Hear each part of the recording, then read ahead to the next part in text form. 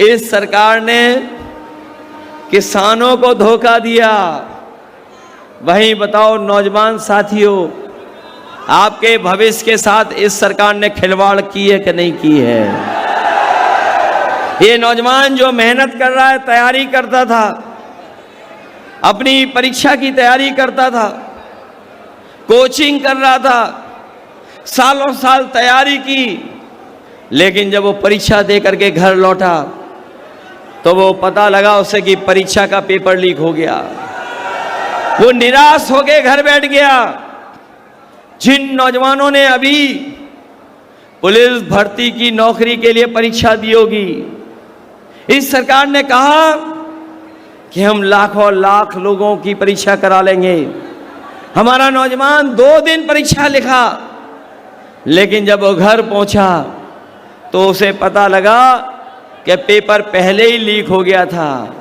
और हम तो दावे के साथ कह के जा रहे हैं, इस बीजेपी की सरकार ने, दिल्ली और लखनऊ वालों ने एक भी जिला अस्पताल ऐसा नहीं बनाया जहां गरीब का पूरा इलाज हो जाए। आज भी गरीब का इलाज नहीं हो पा रहा है, ऐसी सरकारें हैं। और इलाज तो दूर, बताओ महंगाई हो गई कि नहीं हो गई दवाइयों की? पहले जो दवाई आती थी, बताओ दवाइयां महंगी हो गई कि नहीं हो गई?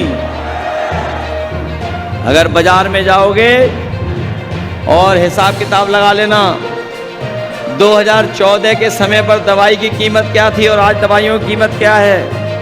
और न केवल ये लोग महंगाई और बेरोजगारी बढ़ा रहे हैं, बल्कि हमारे भविष्य के साथ भी खिलवाड़ कर रहे हैं। ये चुनाव न केवल हमारे आपके भविष्य का है, बल्कि आने वाली पीढ़ी के भविष्य का भी है, क्योंकि ये संविधान को बदलना चाहते हैं। और हम ये जानते हैं आपके समर्थन जो मिल रहा है, जो लोग संविधान को बदलने निकले हैं उसको ये जनता बदल देगी। और याद रखना, ये संविधान हमें हक दिलाता है, ये संविधान हमें अधिकार दिलाता है। ये बाबा साहब भीमराव अंबेडकर जी का दिया हुआ संविधान हमारा संजीवनी है। बताओ आप क्या बदलने दोगे संविधान को? मैं पहले चरण से चुनाव में इंडिया गठबंधन के पक्ष में हम लोग अपील करते आ रहे हैं। और पहले चरण से ही जो माहौल बना है उसके लिए मैं करोड़ों मतदाताओं का धन्यवाद दूंगा कि उन्होंने मन बना लिया है कि इस बार भारतीय जनता पार्टी का वो सफाया करेंगे। जहां भी हम लोग जा रहे हैं, बड़े पैमाने पे जन समर्थन मिल रहा है। और ऐसा जन समर्थन शायद पहले लोकसभा में नहीं मिला था। 10 साल में दिल्ली की सरकार में और उत्तर प्रदेश की 7 साल की सरकार में हमारा किसान सबसे ज्यादा संकट में चला गया। जिस किसान को भारतीय जनता पार्टी ने यह कहा कि किसानों की आय दोगुनी हो जाएगी, यहां पर किसान भाई मौजूद हैं, उनके परिवार के लोग भी हैं।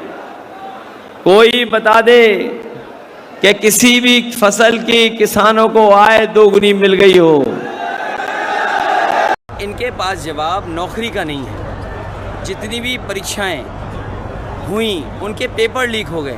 सोचिए सरकार कैसी है जो अपना लीकेज नहीं रोक पा रही है। क्या कारण है कि लीक कर रहे हैं पेपर। और याद रखना साथियों, ये नौजवानों के भविष्य के साथ खिलवाड़ तो कर ही कर रहे हैं। उनका 1/3 जीवन बर्बाद किया है और परीक्षाएं जानबूझ करके ये लीक करा रहे हैं क्योंकि इन्हें नौकरी ना देनी पड़े।